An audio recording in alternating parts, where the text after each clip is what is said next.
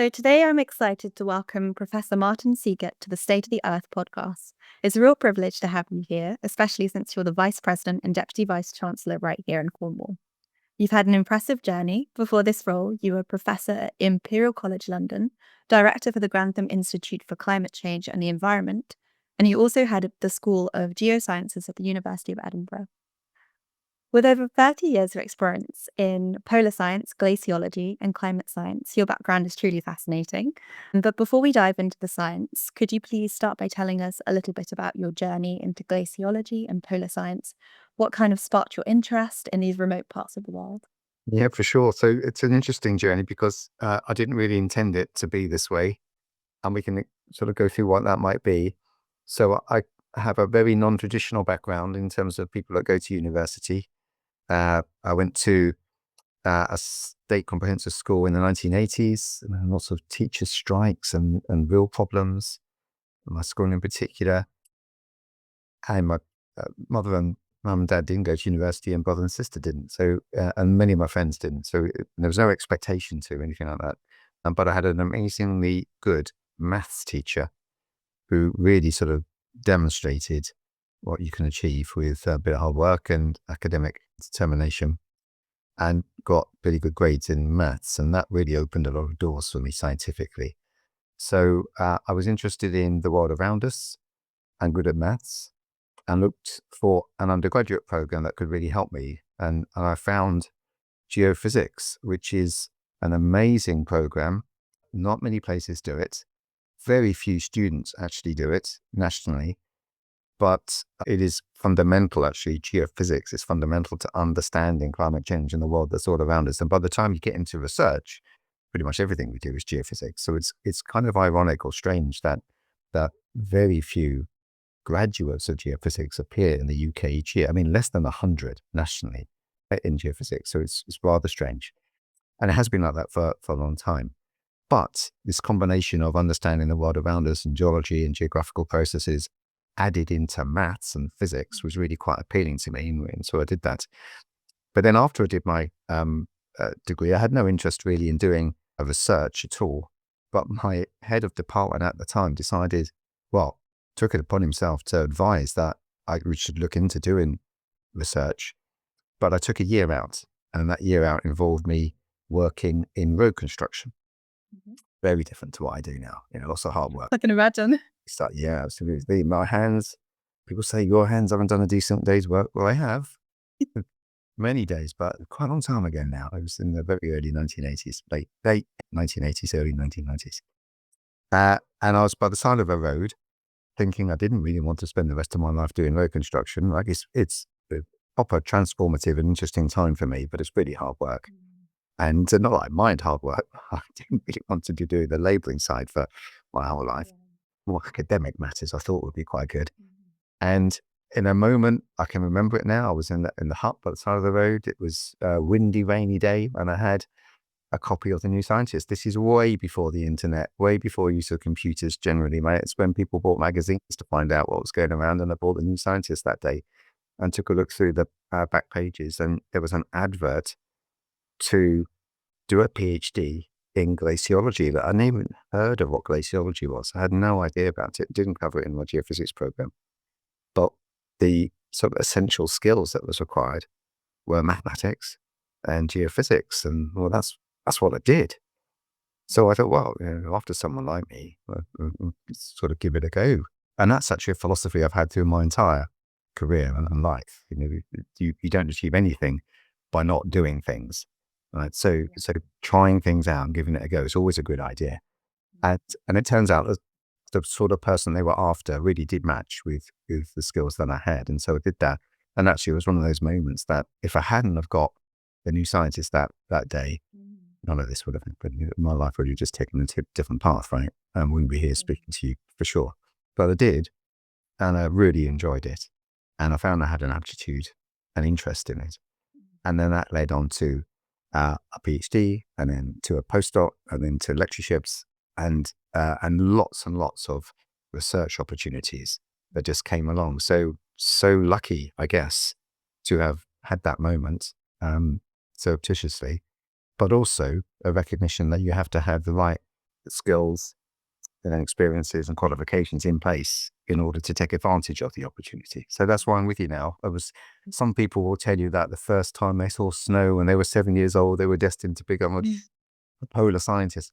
That's not my story. My story is a different one, but nonetheless an important one, I think, because I think it probably speaks for more people when you think about actually it's about opportunity and understanding how to take the opportunity rather than having inspiration necessarily to achieve something that's quite strange. That definitely resonates to me as someone. I also went to state school and I grew up in Dudley. My parents didn't go to university.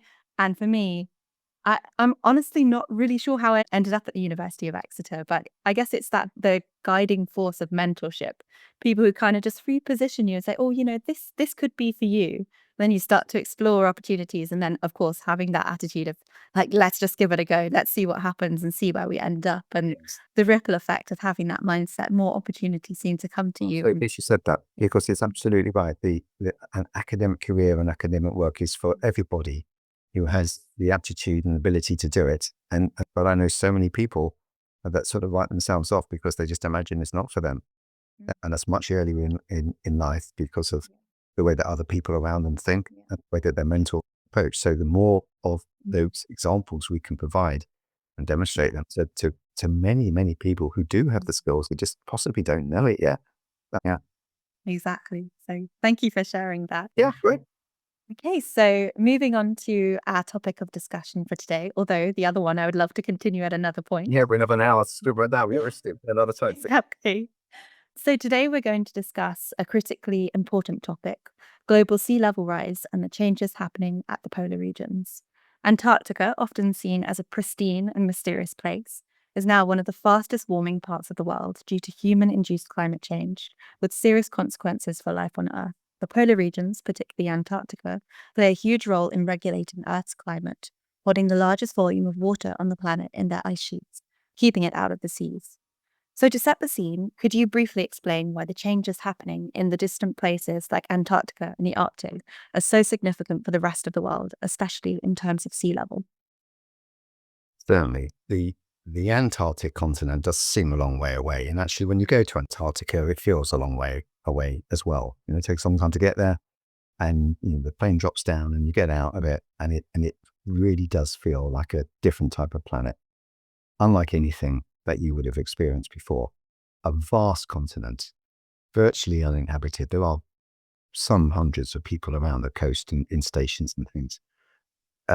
Nice and warm stations, right? But it's fair to say that without the luxury of heated buildings and tents and sleeping baskets, it is uninhabitable as a continent. So we have to have those things. It still is very extreme in terms of the weather that can occur there, and it's a difficult place to be.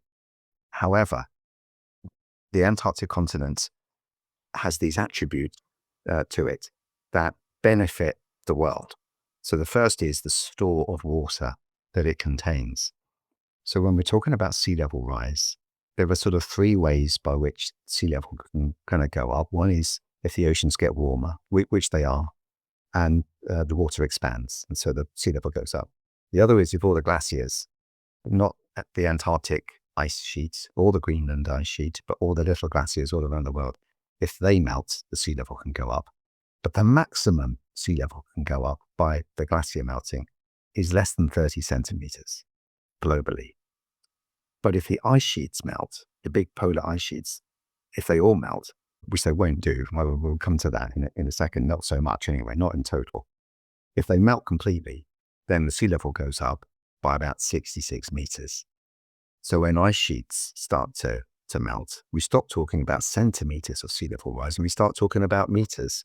Now, the problem with the question on sea level change is up until now, since 1850, the world has got slightly less than 1.5 degrees warmer. CO2 levels have gone from 280 parts per million to about 430 parts per million. So that's an awfully large increase. But the sea levels have only gone up 20 centimetres. And that's because half of that has been through thermal expansion of the ocean, getting warmer. And the other half has been because of the glaciers that melted. Hardly any of those 20 centimetres have come from Greenland or Antarctica. But that's historically. The situation today, in May 2025, is that the contribution being made right now to sea level rise by the ice sheets is greater than the glaciers. And in combination, the glaciers and the ice sheets, in total, that's greater than the thermal expansion. So from here on, even though historically it's not been the case, it's the ice sheets that are starting to take control of the sea level equation. And when that happens, we stop talking about centimetres and we start talking about metres. And we know that because in the Ice Age, just 20,000 years ago, sea level was far lower then than it is today, about 120 to 130 metres lower. Not because the glaciers changed, but because the ice sheets built up and decayed. And we can talk about that maybe in more detail in a bit. Now, that will be all interesting. But the phenomenal thing about the Antarctic continent, and the same is true of Greenland, is that because it is such an enormous mass of ice, it has, as all mass does, a gravitational attraction. But the enormity of the Antarctic ice sheet means it has quite a large gravitational attraction. And so bizarrely, the sea level close to Antarctica and the sea level close to the Greenland ice sheet is higher today than it would be if there was no ice at all. So the strange thing is this: if you melted the Antarctic ice sheet or the Greenland ice sheet, the sea level around it actually goes down. And that's because even though it's issuing all the water into the ocean, the gravitational effect is being reduced. And so the sea level goes down by that. But the further away you go from the ice sheet into the ocean, into the mid-latitudes, into the low latitudes, and then the other hemisphere, that gravitational signal is just reduced to nothing. And so by the time, if we're talking about Antarctica, by the time we get to the United Kingdom, there is no signal of that gravitational attraction. And so all we see is rising sea levels. So even though the Antarctic continent is so far away, the other side of the planet, we will be hit as hard as anybody by sea levels being generated by the melting ice of Antarctica. So that's the first reason. And it's potentially meters that we're talking about. The second reason is because it's a very white, very bright continent. And so it reflects sunlight back out into space. And that's great. It acts to cool the planet down. The Antarctic and the Arctic are big reflecting surfaces. They're like mirrors that just bounce the sunlight back out into space rather than being absorbed by the planet's surface and heating up further. But as the ice starts to melt, as the planet gets warmer, and as the Antarctic and the Arctic get warmer, that white surface reduces and is replaced by dark surface, either on land or at sea. And that dark surface will absorb solar radiation.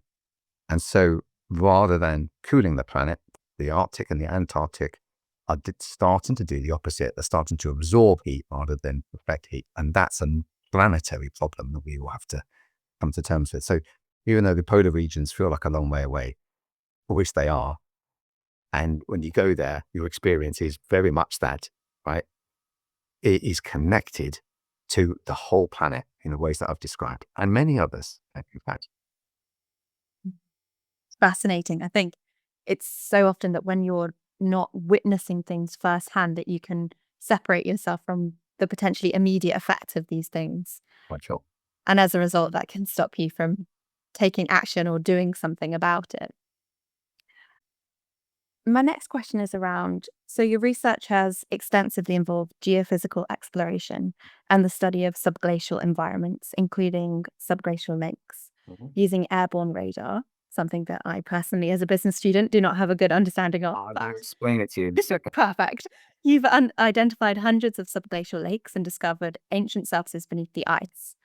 How does understanding these hidden subglacial environments help us to predict how ice sheets will behave in warming climate? Yeah, for sure. So my research story is, I guess, one of success and failure, right? So let's deal with the success bit first, if you like. So I've been involved, I'm very lucky to have been involved in some scientific exploration missions. Antarctica, in many ways, is an unexplored continent. Not necessarily at the surface, but underneath, the land that's underneath the ice. And certainly, 25, 30 years ago, when I was starting in research, there are large areas that had no data whatsoever. And the only way you can efficiently get information about what's underneath the ice is to use a technique called radio echo sounding. And that's just like sonar that a ship or submarine would have, and you bring out a sound wave. The sound wave travels through water, it bounces off another ship or the bottom of the ocean or whale or whatever it is, right? You can use the same technique in ice, but use radio waves instead. So you emit a radio wave for what it's worth, about 60 megahertz is a good choice, but there are others. And that radio wave, if the ice is cold, say lower than -10, so colder than -10 degrees centigrade, as it is in Antarctica, the ice is virtually transparent. The radio wave just goes straight through it. But it will reflect when there is a change in the electrical conditions of the media that it's going through. So that could be at the bottom of the ice sheet between the ice and the rock, or at the surface of a subglacial lake between the ice and the water, or ice and sediment, or whatever you like. And you can put a radio echo sounding equipment on an aeroplane, and you can travel at like 300 kilometers an hour, pinging off radio waves all the time and listening to the reflections that you get from the ice. And in that way, we can chart what's underneath the ice really well using a technique which is very similar to sonar, just uses radio waves instead. So we're lucky to do that. And of course, what we get are maps, essentially, of what's underneath the ice. Now, the reason that we do that, well, firstly, it's interesting, right? And we're interested in exploration and I'm telling you, there are so many things that we didn't think we'd find that we have found using that, because stuff just appears, right? And we didn't really realize that it would, like subglacial lakes, like strange flow patterns within the ice, like strange surfaces at the bottom of the ice that we have to try and interpret and understand. Things we didn't really imagine when we started the projects, but very open-minded, expecting to see some things that would surprise us, and it often does. But the prime objective of doing that is to create a map that can be used within an ice sheet model, a computer model of the ice sheet, which is basically the only tool we have to try to understand how the Antarctic continent is going to behave because of climate change this century, next century, and thereafter. And if we're trying to understand the Antarctic continent to change, but we don't have the topography, right, then the ice simply in your model just won't flow properly. It won't behave properly. And so the results will be useless. So we have to get a topography that mimics reality that we can put into the ice sheet model, and hope that the ice sheet model can also mimic a reality of our future. And therefore we get meaningful results. So it's a really important thing. We talk about sea level rise to date. Well, we can measure that. But if we're talking about sea level rise in the next 80, 200, 500 years, we need a model to be able to do that. And a fundamental input is the data collected from the radio echo sounding techniques. So that's the success. And we've been doing loads of those things.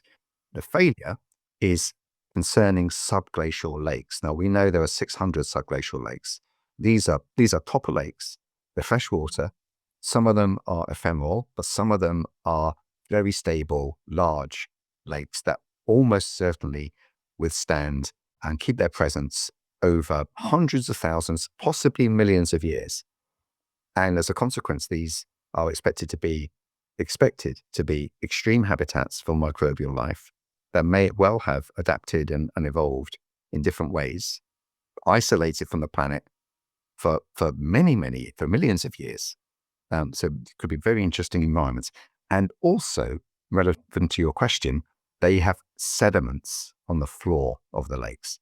And those sediments will be deposited in a very stable, low energy environment, which is excellent for capturing a record of ice sheet and climate history. And we know the climate history and the ice sheet history from the ice cores within the ice itself, but that stops at somewhere around 800,000 to 1.5 million years or something like that. But to go deeper back in time in Antarctica, you've got to look somewhere else. And no one has yet done it. The problem is, several missions have tried to access subglacial lake environments, a team that I led in 2012, but no one has yet been able to conduct the full experiment that we set a blueprint for all those years ago. Still interested in doing that myself, but it is something that needs quite a lot of time. Unfortunately, it needs quite a lot of money as well, and lots of logistics to make it happen. We had a good go at it 10 years ago and learned a load of lessons about what went wrong and therefore what to put right when we're doing it again. And all that is written up and available. But the science hasn't changed. The science, big science, is still there to be done by a team, maybe one that I lead or maybe one that someone else leads in the future. But it's exciting because there is a really tempting block of science to be done on understanding extreme environments and also records of ice sheet and climate change that can go back potentially, millions of years, that will really fill a gap in our knowledge of that time. Sounds fascinating, and definitely a call to action for other future glaciologists, but also hopefully, potentially there could be some funders listening maybe, and that could fund such an expedition. But thinking about sea level rise, past, present, and future, returning to the historical context. So in a briefing note, you outlined the headlines that the melting ice sheets at the end of the last ice age caused about 120 meters of sea level rise over approximately 10,000 years, and sea level has risen about 20 centimeters since the mid-19th century. How does this historical perspective, looking at past warm periods and deglaciation events, inform our understanding of current and future sea level rise?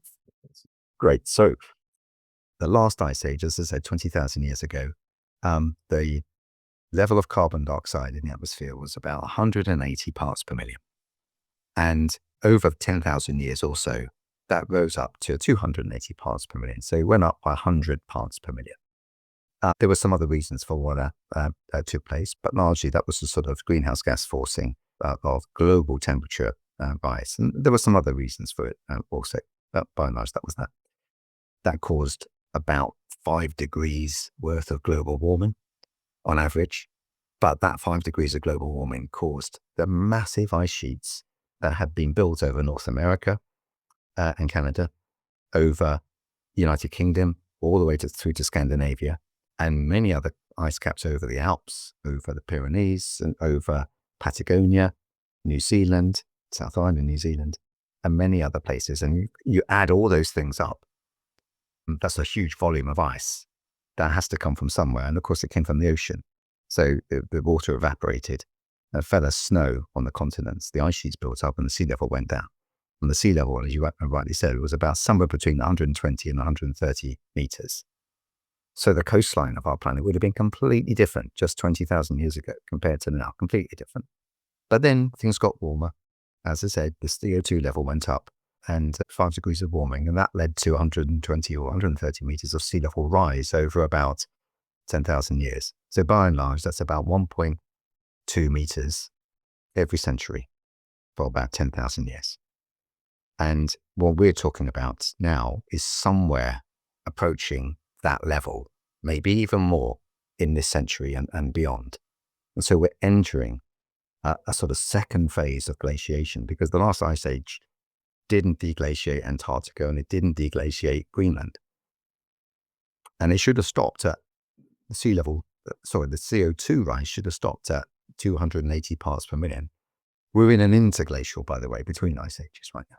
And if you look at the previous interglacial, or the one before that, or the one before that, the CO2 level was always around about 280 parts per million. That's naturally where it should be.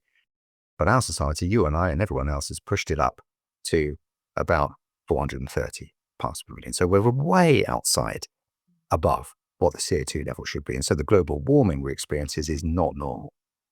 It's something we're driving, but it's not something the Antarctic ice sheet or the Greenland ice sheet has really been subject to for many years.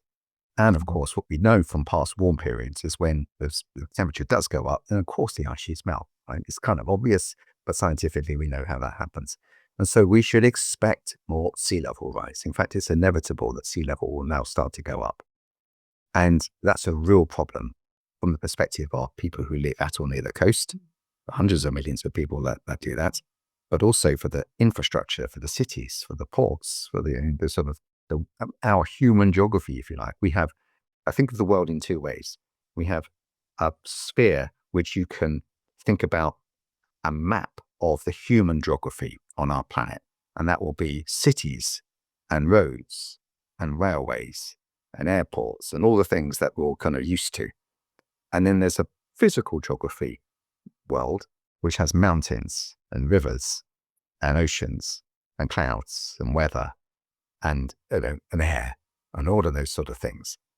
And what we have done is built the human geography world during a time when the physical geography world has been relatively stable, hasn't changed very much.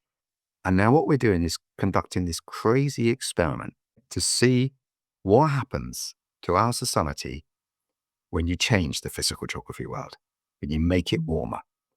And of course, the human geography world will be impacted massively by that in profound ways. And we don't have to do it. And that's the bizarre thing about it. It's an experiment that we definitely are conducting. And it's not as if we're conducting it unknowingly. We're completely aware of what we're doing. And it's so unnecessary. We do not have to do it. There is a completely different way to keep the temperatures down and to keep the way that we live, the human geography, viable based on the physical geography that we need to live on. It's interesting. I think it's also through describing the difference between the human, the social, and then the physical that somehow allows us to paint ourselves as separate from it rather than the impacts of everyday life on our nature, on our environment. Yes. But focusing for a second on the societal impacts, beyond rising sea levels and beyond coastal flooding, what will be some of the other societal impacts that we can expect from rising sea levels? Of course, rising sea levels, of course, will affect us all. It won't be that suddenly one day there's a massive wall of water like a tsunami or something that gets us. It will be felt initially quite subtly, but just like King Canute, when he was told by his subjects to hold back the tide, and of course you couldn't, it will be lapping at your toes to start with, then your ankles, then your knees, right? It will happen slowly, but it's inevitable. And this is the same with sea level rise, that it will start slowly and it will just keep going up and up. And that's the problem that we know is going to happen. We will see the biggest effects during storm surges. And so take London, for example. It's a good example to use. So London has a flood barrier, the Thames Barrier, and it has lots of floodplains across South Essex and North Kent. So we know about those and they can help as well. But during certain conditions, the Thames and London is subject to proper problems with respect to flooding. And that can happen when there's huge amounts of rainfall on the land trying to get out through the Thames, and that water can't escape. And that's because there's very low pressure over the southern North Sea. And so the sea level is artificially higher then if it's low pressure. And you have northerly winds pushing the water in the North Sea down towards the south. And of course, it can't escape because the English Channel is quite narrow down there. So you have this double system where water's trying to get off and it can't escape because the North Sea surface is artificially higher. Add in a spring tide event, a high tide, and that's a real problem. Add in another metre or two of sea level rise, and that's even more of a problem. And so this is how we in London are going to see the sea level problem. It will happen through spring tide events and this sort of perfect storm of other things coming together, as has happened in the past sometimes. But added to the sea level rise of 0.5 metre, 2 metres, whenever it's going to be in the future, it will make things much, much worse. And it will make our flood defences impossible to hold it back. And then major, major problems we'll start to see. That's a real wake-up call, isn't it? When we think about factors that make predicting future sea level rise challenging, particularly regarding the Antarctic contribution, what are these key factors? Do you understand how much it's going to be, you mean? And so, yeah, many. So it all sounds pretty straightforward, what I've explained to date. And of course, at a high level, it is. It's almost just common sense that when things start to melt, the sea level is going to go up, and all the things I've said that hopefully are in that way. But of course, the details matter, and our understanding of the processes, the natural processes that lead to ice sheets changing, they need to be better understood, and they need to be incorporated, those processes, within computer models, because the models are good, but they could be better. And so they're not yet at a condition where they can independently mimic the way that the Antarctic ice sheet flows. We have to sort of force it to do that in sort of subtle ways. But if we just sort of got a computer model of the Antarctic ice sheet, fed in all the data that we could and just switched it on, it would work okay, but it would be some problems somewhere else. And the real challenge is to get to a situation where the models are, so it could be used as kind of prognostic tools. They tell us not just that the ice sheet is going to change, but why it's going to change and where it's going to change and what the rates are going to be. And that's the great ambition in glaciology, to get to that point. Because if we can do that, then our understanding of sea level rise in the future and the uncertainty that we currently have will be reduced. The other thing that is uncertain is exactly which warming future we're going to get. Because if we decarbonize and the temperatures stay at or around 1.5 degrees, kind of what they are at the moment, and stay there, then that will be a different future than unabated greenhouse gas emissions, continued burning of fossil fuels. By the end of the century, temperatures could be 3 degrees warmer than they are in pre-industrial times, and many, many problems. And it doesn't stop at 2100. It's just an arbitrary date, really. It will just continue to go on further than that. So depending on what the global warming scenario, and therefore what we do, our society does to the planet, will determine what type of sea level we get into the future. And of course, it's an intergenerational issue, because whatever we're doing now has consequences in the future. And the reason it's intergenerational is this. Carbon dioxide isn't the most potent greenhouse gas. I mean, there are many actually that are more potent in terms of warming potential. Methane, for example, is far more a warming gas. But when methane goes into the atmosphere, it reacts with other chemicals quite quickly and it will drop out quite normally. But carbon dioxide doesn't do that. Once it's in the atmosphere, unless you sort of draw it out by planting trees or sucking it out of the air, which you can do, it's pretty happy just to stay in the atmosphere, right? And so if you put in a bit more next year and a bit more the year after and a bit more after that, it just accumulates in the atmosphere. So even small amounts of carbon dioxide have a cumulative effect. And over decades and centuries, that's where you can build up high levels of carbon dioxide, which is why it's got to 430 parts per million. We didn't just slug in a load of carbon dioxide. It added, 2.5 points per year is kind of what we're adding each year. And it's just accumulating through years and decades. And so the potential, the combined warming power of that considerable concentration of carbon dioxide is what we're really worried about. And because it's this intergenerational issue, what we're doing now will have impacts, negative impacts sadly, on the planet, not just in 100 years' time, but probably for centuries after that. And that also makes it our problem to solve, because we can't just leave it to another generation to do that. Because once the CO2 is in the atmosphere, as I said, it's very happy just to sit around in the atmosphere warming the planet. And so, it's a problem that we know we've caused, our society, and we know for fairness purposes, it's a problem that our generation has to solve as well, because it'll be more difficult for future generations to do that. And I understand from the work that's being done at the Global Systems Institute, there's urgent discussion on whether recent extreme events in the Antarctic represent a climate tipping point.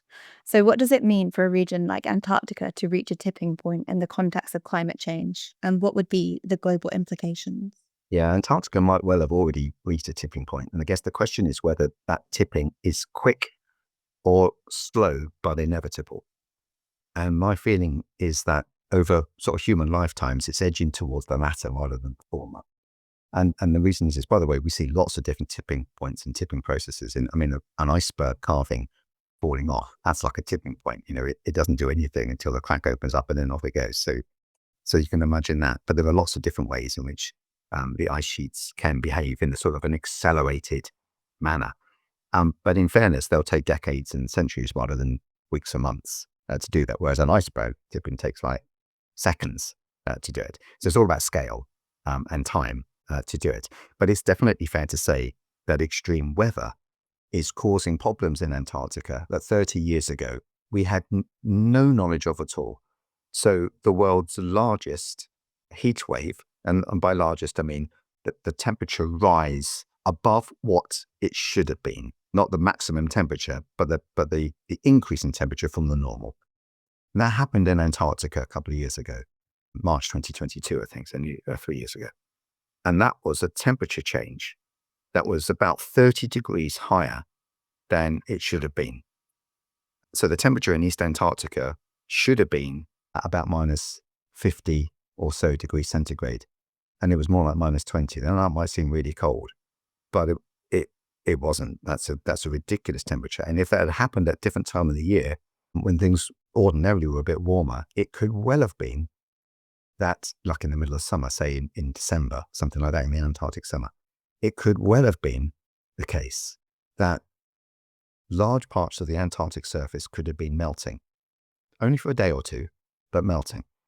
And I can tell you, there's no evidence of that ever happening for hundreds of thousands of years, because you'd see the melt layer within the ice core record, and we don't see those in the ice core record. So that was an extreme weather event, and we're very worried that what we saw a few years ago wasn't just a 1 in 1,000 year event, but actually a rare event that might happen with sort of greater periodicity. So more like a 1 in 100 year, or maybe a 1 in 10 year event, something like that. Another example is, when Captain Scott and Shackleton and Amundsen were trying to explore to the South Pole, they first had to walk across what is now known as the Ross Ice Shelf. Then it was known as the barrier because you couldn't get your ships further south than that, right? So it's a big block of ice, but it's pretty flat and it's at sea level. And then from there, you have to get onto the big ice sheet plateau on the surface through what Scott and Shackleton would have used, the Beardmore Glacier, to get up that, right? Hard work, and then onto the pole from there. But it's the sea level bit that's interesting, the Ross Ice Shelf, because ordinarily that's a pretty cold place. And I mean, that's where they found Scott's frozen bodies, for example, on that part of the continent. But there was a year, 2014, I think, where the whole of the Ross Ice Shelf was melting. All of it was melting. And up until that point, we'd never seen anything like that. And if Scott and any explorers had been trying to walk across it, they would have been unable to do that. It would have been sludge. They could not have done it.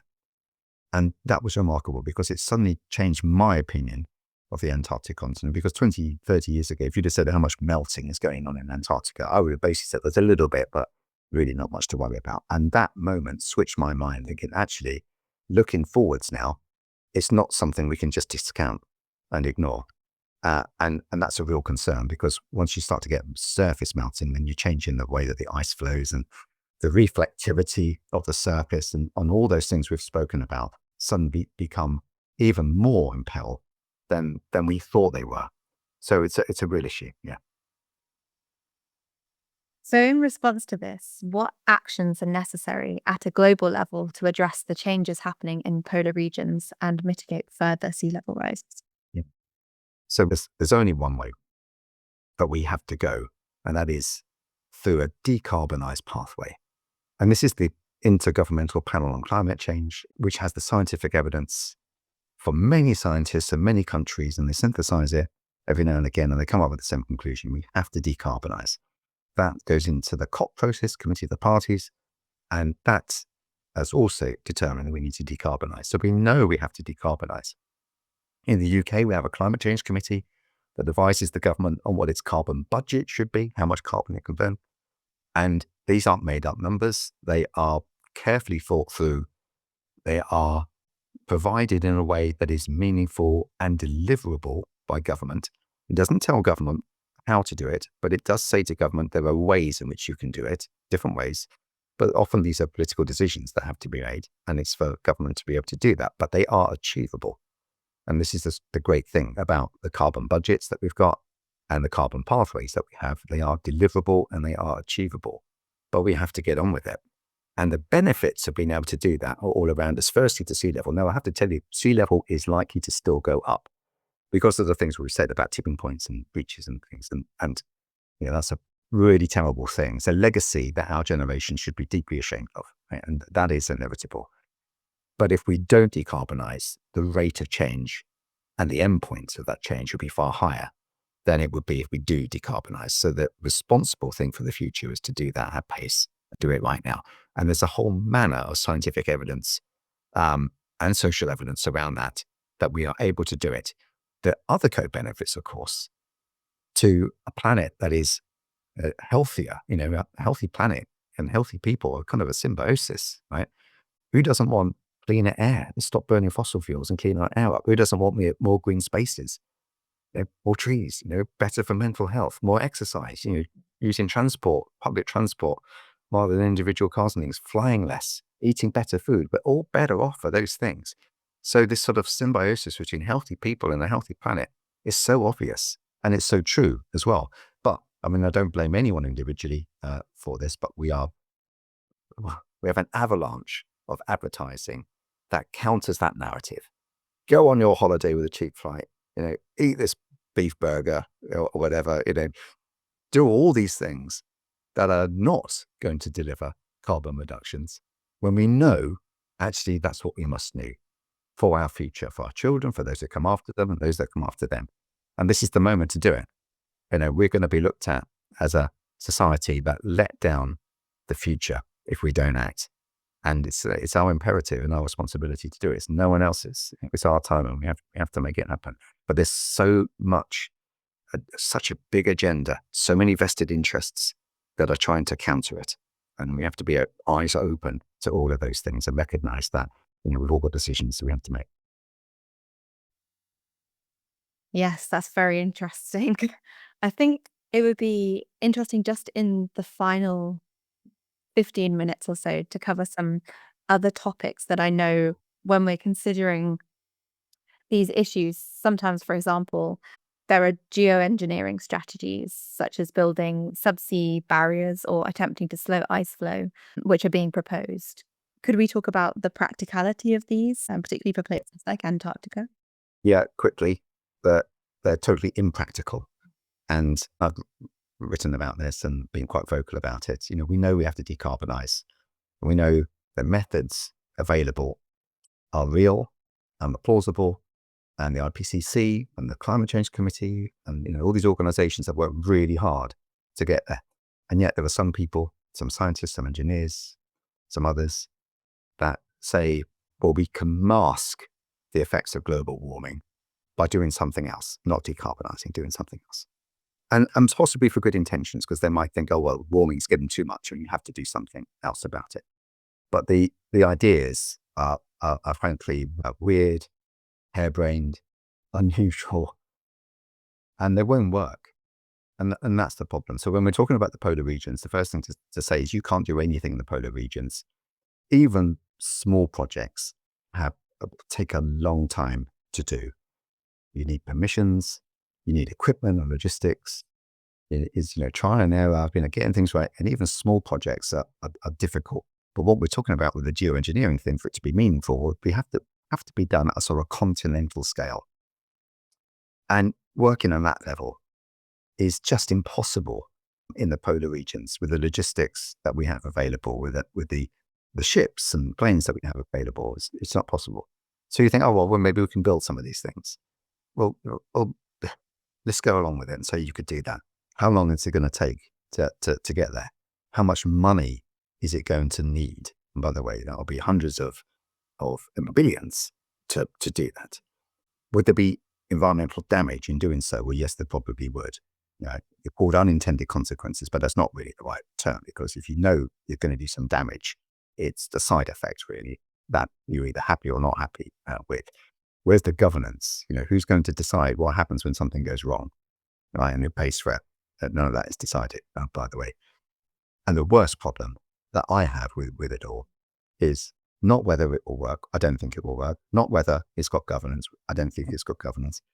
Not whether it will have side effects. They do have side effects. Not whether all those other issues are around.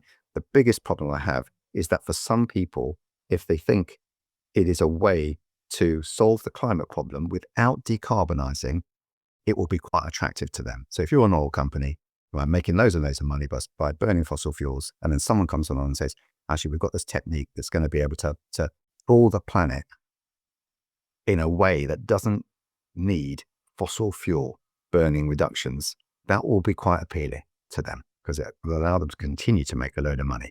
Now, even though I think a lot of the people proposing geoengineering ideas are not doing it for that reason, it will be naive to think it's not being adopted by those people. And that's why I think it's really dangerous, because it just won't happen, certainly not within the time that's available for us to do what we know we have to do, and probably never. And so I think it needs to be called out, which is why I and many other scientists are starting to do that now. Yeah, it's really important to speak up about these things and to make sure that other people who lack the scientific understanding of where these technologies could fail and will fail, to create that clarity around why these solutions may not work, and in fact that there are perverse incentives at play. But thinking about the role of other stakeholders beyond the enforcement role of glaciologists, what would you say to other individuals working, whether this is in business, in finance, whether they're engineers? What role do they play in addressing this problem? Yes, everyone has a role to play. Every individual, every company, every country, they all have a role. And I do hear sometimes people say, oh, if we reduce carbon dioxide emissions in the United Kingdom, it won't make any difference to global warming on its own. And of course, well, they may be right about that, but they are wrong to think that it won't have influence. And they're wrong to think it's not the right thing to do, because we have all caused the problem, or all of us, maybe not young people, but certainly people my age and others like us. I mean, with the first generation, really my generation at least, to know that there is a problem, to know that we caused it, and to know that we can solve it. And for some people to say, well, we don't want to solve it, is completely irresponsible. And it sort of matches the vested interest narrative that I explained a little bit earlier. And we've all got agency. We've all got decisions that we can make. And we know that we can do it. And if we all did it, it would make us massive difference as well. It's like voting, right? Your vote individually probably won't, might do the balance. It's really no, but likely or not, it won't. But it's a responsible thing to do in a society that has sort of societal meaning. We know we have to do that. That's what we have to do.